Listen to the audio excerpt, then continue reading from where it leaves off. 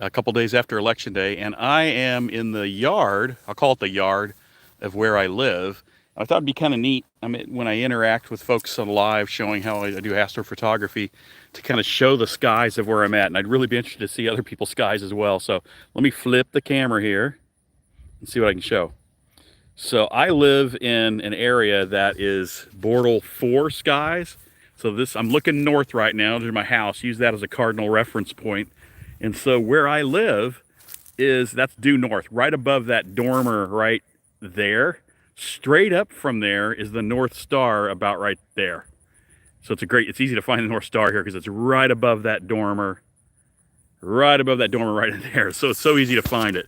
But you know, with the SeeStar, it's kind of minimal. It doesn't really matter. And then you can kind of see on the top of my house there. Can you zoom on this thing? Yeah, okay, I can zoom. There's my Starlink. So that's my link to the internet to do anything out where I live. So I'm about that direction. So northeast is the nearest town, or the town of any size. So if you go about 15 to 17 miles that direction, there's a city of about 12,000.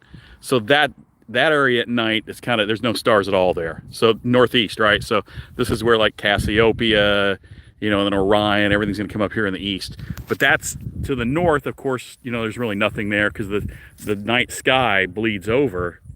The city lights, the pollution from that town is all over here. So you really don't see a lot. Let me zoom back out here if I can. So that's to the north. Now as we go east, so that's northeast. There's my shed, and there's due east. So Orion just comes up right over those trees. And that's, you know, if you've been into astronomy or astrophotography for any amount of time, you know that when you hold your fist out, every fist at arm's length is about 10 degrees, just about 10 degrees. So that's 10, that's 20. So Orion, when it's 20 degrees up, I can start to see it over these trees, and the Pleiades over here and all that. So then as I move along, you know, I got a neighbor who lives down the road there. That house you might see through there. Nobody lives there. But here's to the south. So there's a sun up there. So that's due south. Now, as we rotate this way, what's interesting is I don't have any towns to the due. So this direction I'm going south. I'm going southeast, south, southwest. So what's interesting about that is the nearest town of any size south of here is about, gosh, it's like 70 miles away. So it's here in the northeast, it's Bortle 4. And that's what it shows if you pull it up in the Bortle sites. That's Bortle 4. But as I rotate to the south here, all the way, so that's southeast.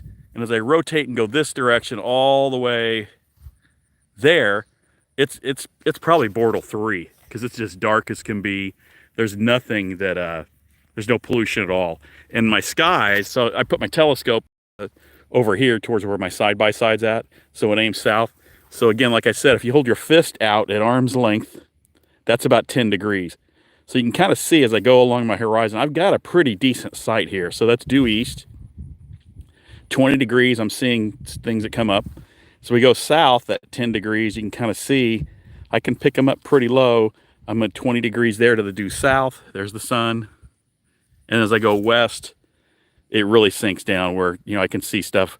You know, I could pick up Mercury pretty close to the horizon there. And Venus is over there right now, the night, all that kind of good stuff. Then I come up to the northwest. Those are where I have the telescope. It's, you know, it's probably 12 or 13 degrees. So it's pretty good view. I'm pretty lucky. I've got a pretty good view all the way around. And I take advantage of it. So I've had this, definitely take advantage of it for astronomy, right? So yeah, again, I put my telescope up here, usually on my sidewalk over here by that side-by-side, because the problem is I have to let, not that dog, but there's another one. It's a husky. He's hiding behind where you at? Where you at, buddy? Come here. There's my husky. And the problem is I let this guy out at night, and he kind of gets to be a pain in the butt. Don't you, buddy? You're a good dog. So I'll take the telescope, and because I've got over there, I've got a light on the side of that shed at night, so it kind of blurs out this. It doesn't help much. So Cassiopeia comes up in there, but then, so I'll put the telescope right down here on the sidewalk. That's a good spot because it blocks. If I get over to here, there's a shadow, and then I don't get any of the light from that shed, so it's pitch black. But if I go over here, I got to deal with that light in the side of the shed, and I could turn it on and off, but I don't do that. But my big concern is with him. When I take him out at night, and he's got to go out every couple hours because he's a husky, right, all night long. So I tie him out here, and he's got like a 20-foot lead. Don't you, buddy? Hey, come here. You're famous.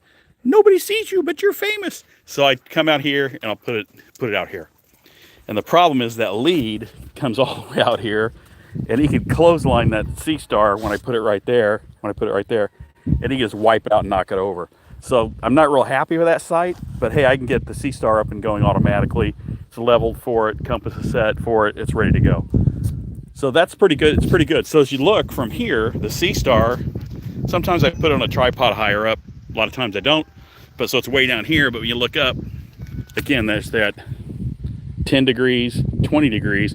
It's pretty good. I catch Orion, you know, the Pleiades popping out over here, and then watch Orion climb up over there, by 9 o'clock at night now.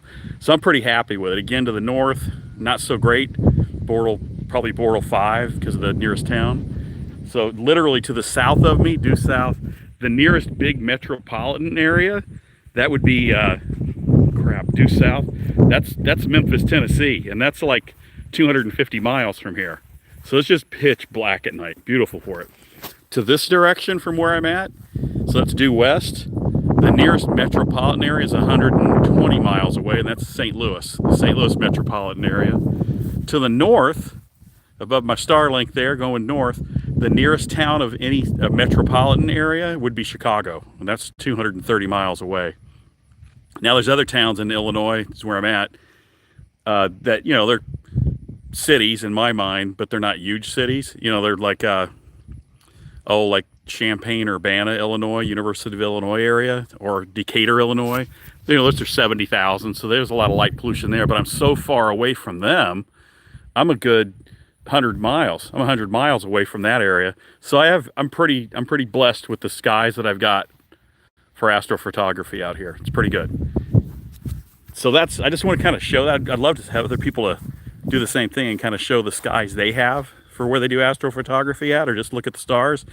It's a beautiful day. I haven't been able to have my SeeStar out in over a week now because the weather's been really bad. Yeah, it's been a week. Last Friday night's the last time I had that up.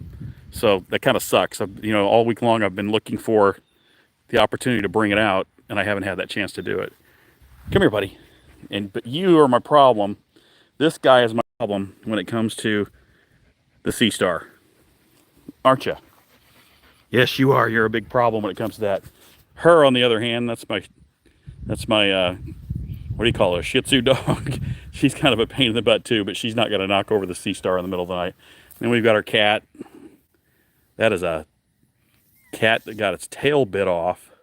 There you see the tail's gone. She got her tail bit off by, I think a snapping turtle in the pond behind my house. But she has kittens now that live over there behind my garden that I need to take care of here for the winter. But yeah, I just kind of wanted to show the skies that I have at night here. Let me flip back around so you can see me. Yeah, so I just wanted to show the skies that I deal with at night for astrophotography. Now the problem is, we built this house that you see, that one. We built that house back in 2016, and we stayed out here. We bought it with full intentions of retiring out here. I'm about a year off from retiring, and the thing you realize, I did it because it's old family farm ground. It's great skies when you love astronomy like I have for all my life. But you realize as you start to get older that it's a lot of upkeep. There's trails in these woods. Hold on. Oh, hold on. Come on. There's trails back in these woods that go back 5 acres, and it's a lot to maintain them. And then just to cut wood to burn and stuff like that. It's just a lot of work. So we're in the process now of getting ready to sell this whole property in the spring. And then we're going to try to probably rebuild a smaller, maybe cabin way up north where we have, maybe all Bortle 3 all around.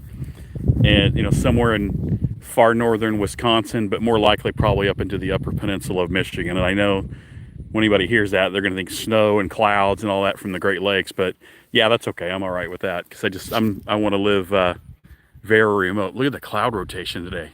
Wow. So that's north, and the clouds are going that way right now. If you look at them, that's crazy. Anyway, I just wanted to share that. That's my sky. I'd love to see if anybody watches this thing. What do your skies look like at night? I'm very blessed with what I've got, but I'd be really interested to see what other people have as well. Oh, there's a car actually going by. So in the daytime, I do consulting. I use my Starlink up there.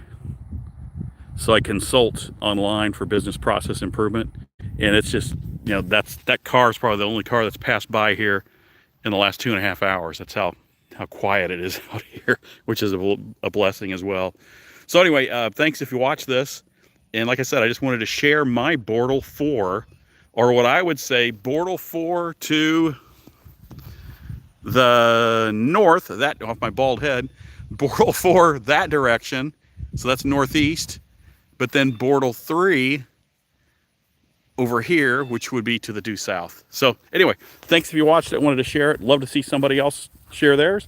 Have a fantastic day.